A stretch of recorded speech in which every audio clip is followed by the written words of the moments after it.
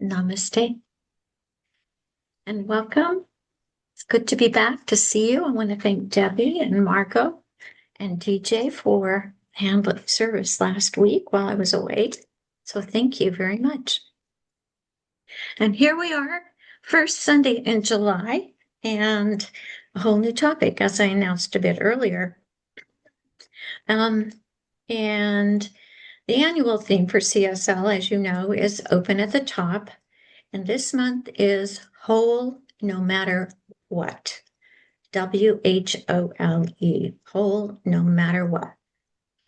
It's a theme that reminds us of the spiritual truth of ourselves, to look at or pay attention to those aspects of our personalities, our natures, that we may have buried or locked away, because somewhere in life we came to the conclusion or were influenced to believe that there was a part of us that really wasn't worthy, or good, or even welcome in the world. So in the world of Centers for Spiritual Living or religious science, we understand Ernest Holmes, our founder, saw Spirit, God, the Creator, and the world and every one of us through a different set of filters, a perspective different than the rest of the world.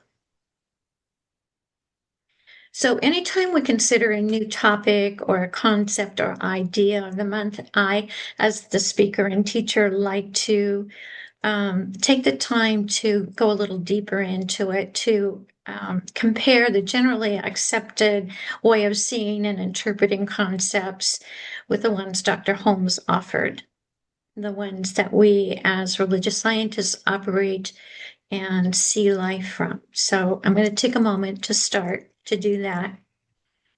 And so first I'm going to do some definitions, compare, maybe contrast. Then introduce our focus for the day. In this case, no bad parts. And I'll check in with the specific idea the author of this month's lessons had in mind when they brought us this topic. Why did they do this? Okay. And then we'll consider the spiritual truths about ourselves, how life and the world's influence crafted our individual understandings and our beliefs about ourselves, such that we shut down, close up, or put away aspect of ourselves that society, our families, and even we ourselves have judged unacceptable or wrong, and maybe even bad.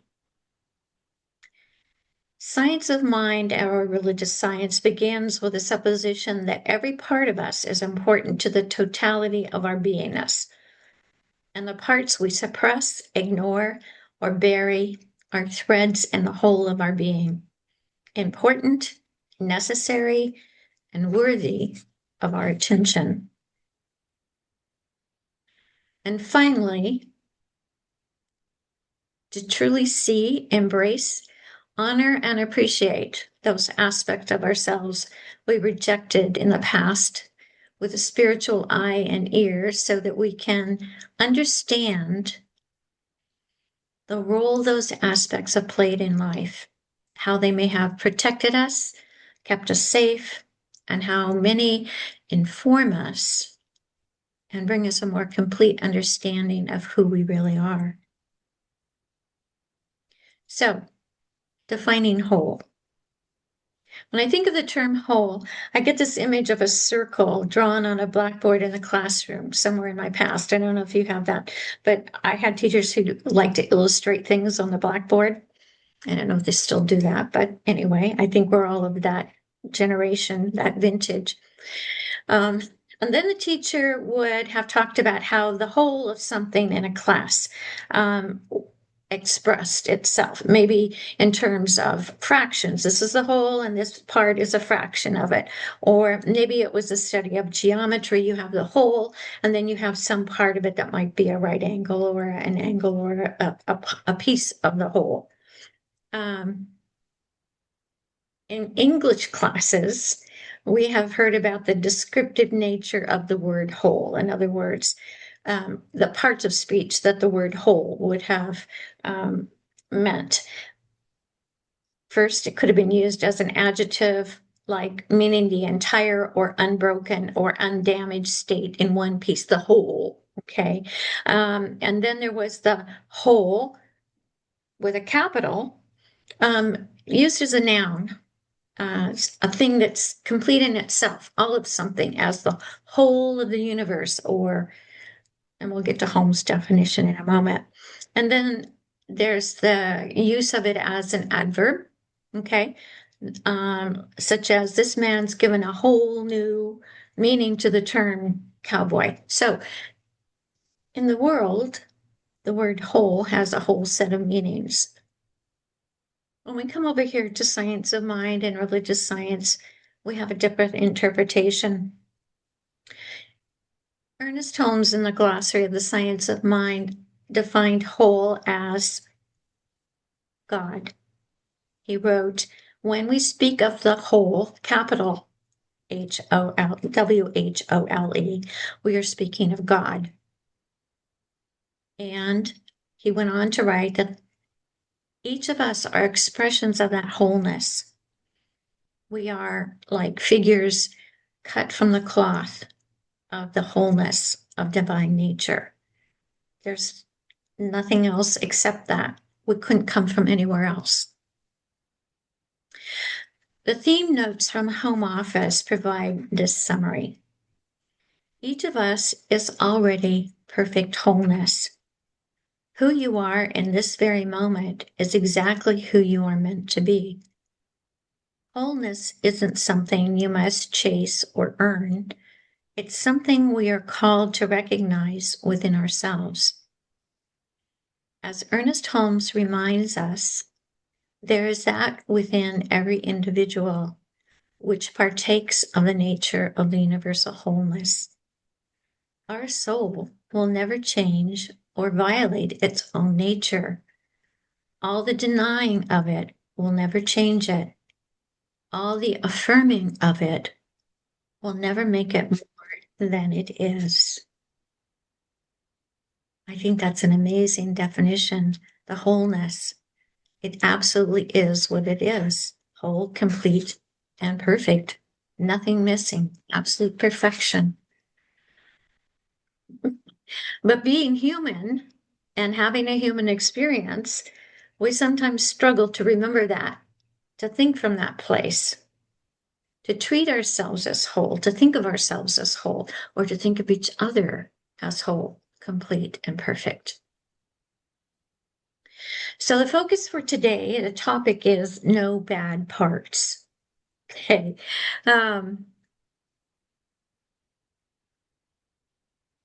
So Ernest Holmes writes that our word does not restore wholeness, it reveals it. And yet many of us don't feel whole. We tend to reject or suppress the parts of ourselves we don't like. So then the lesson for today poses this contemplative question. What would happen if instead of rejecting them, we honored those parts of ourselves? What would our life look like if I honored and loved all of my parts, even those I don't like? What would a bad part look like? That's the question that came to me. Would it be something like judging myself as valueless or useless because of the way I look? Would it be something like a shyness, that I don't like to speak in front of others? This is interesting. Speak in front of others and because I get tongue-tied, or I lose my train of thought because I'm so nervous, or I think my opinion isn't as valuable as someone else. What is it that we might tend to hide, that we might put away, that we don't focus on, or we don't want to talk about, or maybe it's something as simple as I don't have a college education, so I don't feel like I can comment on aspects of life or global politics or social trends because of that. That's not my particular issue, but for some people it might be. So Ernest Holmes wrote this: the individual subconsciously knows or believes much about themselves that contradicts their true spiritual nature. The accumulated experience of the whole human race is lodged in the subconscious of everyone and operates through everyone until a passageway is cleared back through the mind to the spiritual presence. Dr. Holmes wrote that in How to Use the Science of Mind.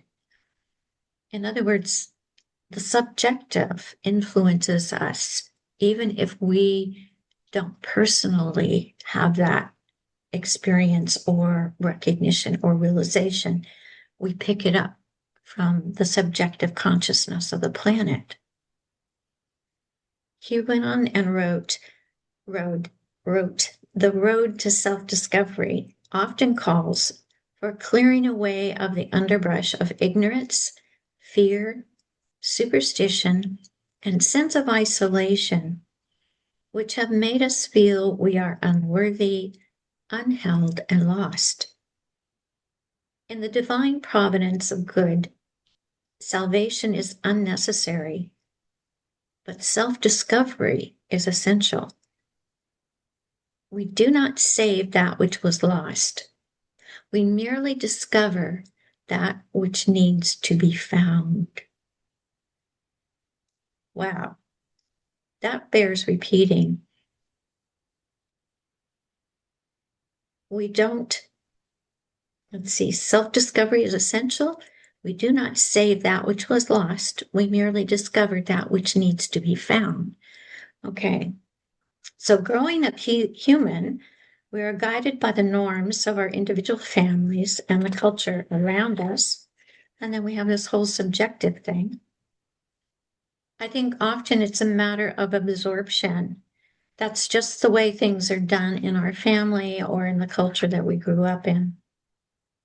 So I was giving some thought to this about the bad parts that might be lurking somewhere. And one memory comes back to me. I remember my grandmother telling me, nice little girls do not let little boys put their arms around them. Okay, so context for this. I was 5. I was walking home from kindergarten, maybe it was first grade, with some of my classmates, and one of the boys teasingly put his arm around me and gave me a hug. Okay, I was 5.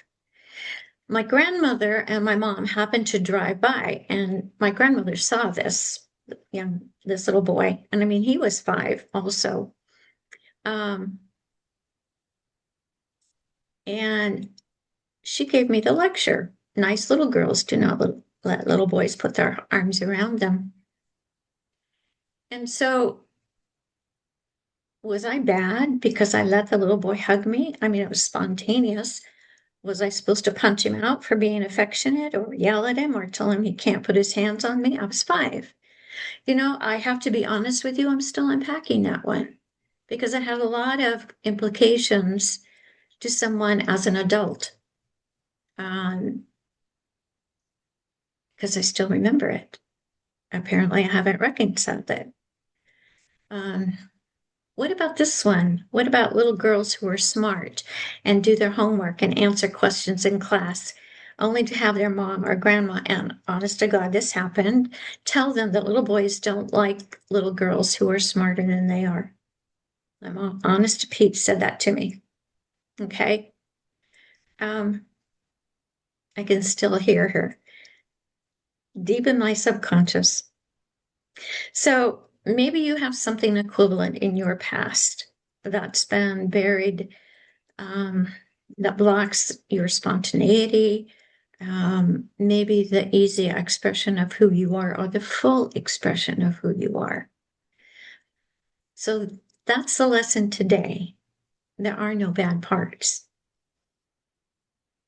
Just things that we need to look at and address and resolve and do the work of self-discovery, okay?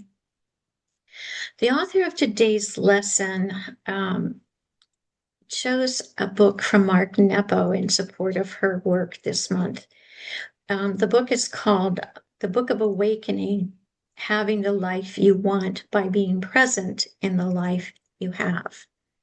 So Mark Nepo wrote this: we are born with only one obligation, to be completely who we are. Yet how much of our time is spent comparing ourselves to others, dead or alive? This is encouraged as necessary in the pursuit of excellence. Yet a flower in its excellence does not yearn to be a fish. And a fish in its elegance does not long to be a tiger. But we humans find ourselves always falling into the dream of another life. Yet when we compare ourselves to others, we only experience the tension of comparing, as if there is only 1 ounce of being to feed all our hungers. But the universe reveals its abundance most clearly when we can be who we are. Mysteriously, every weed and ant and every living creature has its unique anatomy of being, which when given over to is more than enough. Consider that, more than enough. He goes on, being human though, we are often troubled and blocked by insecurity, that windedness of heart that makes us feel unworthy. And when winded and troubled, we sometimes feel compelled to puff ourselves up. For in our pain, it seems to make sense that if we were larger, we would be further from our pain. Then, not surprisingly, others need to be made smaller so we can maintain our illusion of seeming bigger than our pain. Of course, history is the humbling story of our misbegotten inflations, and truth is the corrective story of how we embrace each other and forgive ourselves for not accepting our beautifully particular place in the fabric of all there is. That's interesting observation. We're not going to dig into that today, but consider those words. We make ourselves larger and trying to make others smaller, hiding our stuff. So what are the parts that we hide, what do those look like? Okay, I've described a couple of my own, but maybe there were traits in your family or that you had that your family didn't appreciate or want you to cultivate. Maybe one of those was that they didn't always like the fact that you needed to know why. Did you ever have a child that said, well, why? Or were you the kid that said, why? Okay. Curiosity, the need to know. But parents don't always have the patience to listen or to address a child's question. And sometimes they just tell you to knock it off, don't they? You'll figure it out, or I don't want to deal with that, or they'll just shut you down. And then your curiosity gets squashed. And all of a sudden it looks like one of those bad parts. Okay. Or maybe you were raised in a really strict religious household and asking questions about what the priest or the minister said in church was not encouraged. Okay. And in some churches, it was very definite. You did not challenge what you were told in catechism or in class. You didn't ask the questions, you just listened and were asked to absorb. Okay? Questions weren't welcomed or even encouraged, actually. And so maybe that was one of those things that you were asked to hide, was your curiosity or your need to know or understand. Maybe growing up, your family, maybe there were addictions that created chaos or even trauma in your family, but they weren't openly acknowledged or discussed.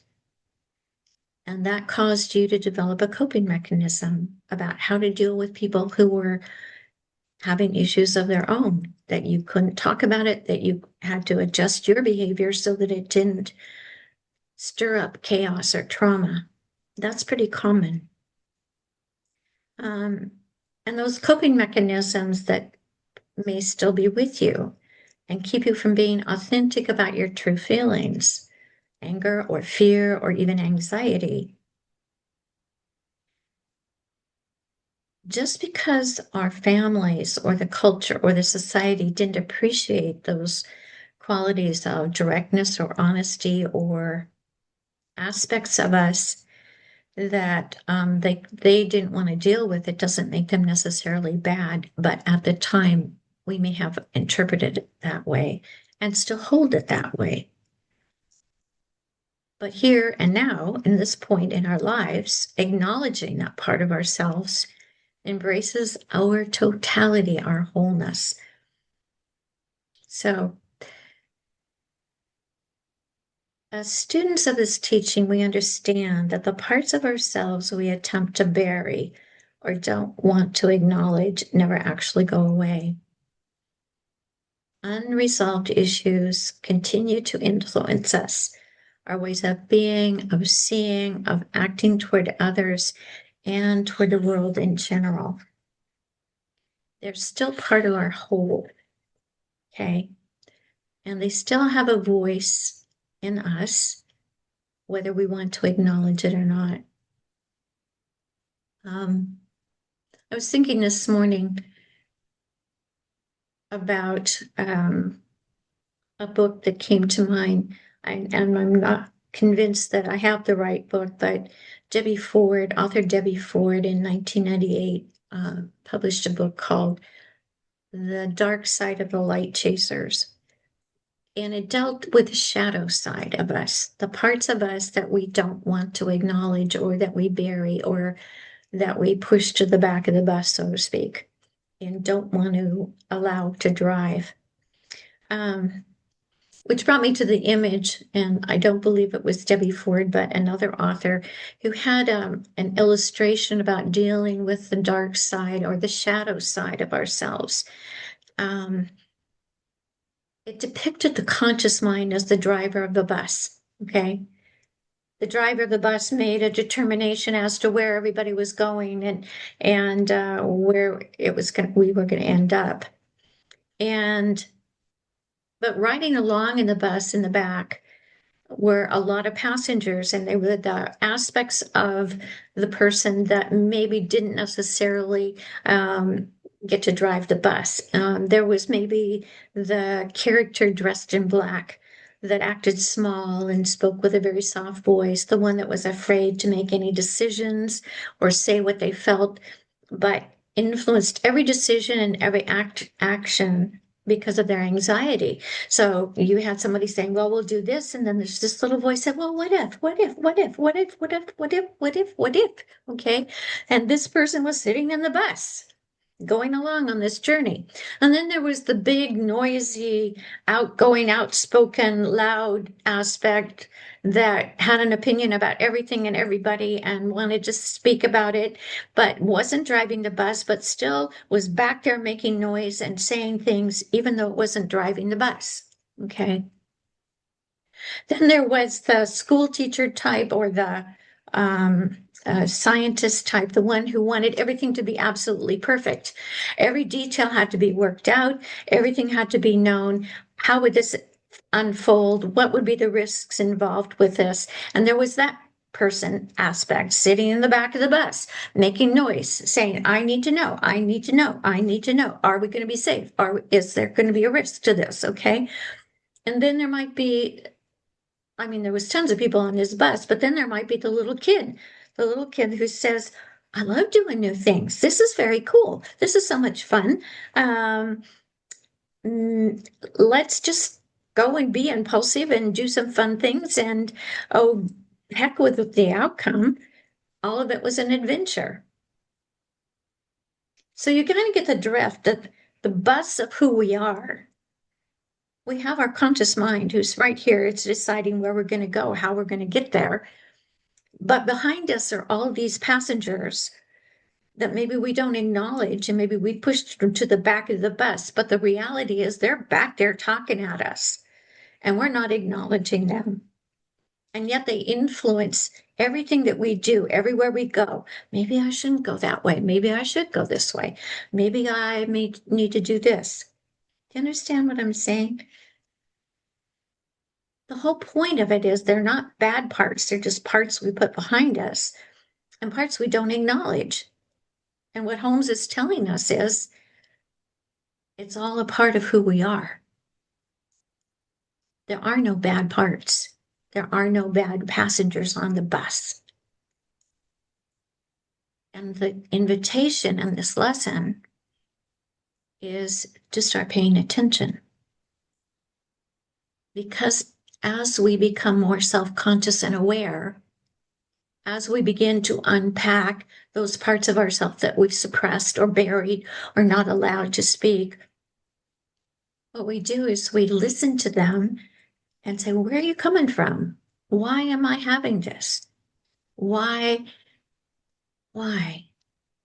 Asking why.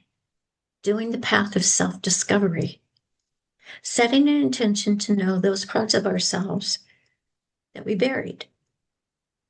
Unintentionally, maybe because of outside influence, because it was scary, because, okay?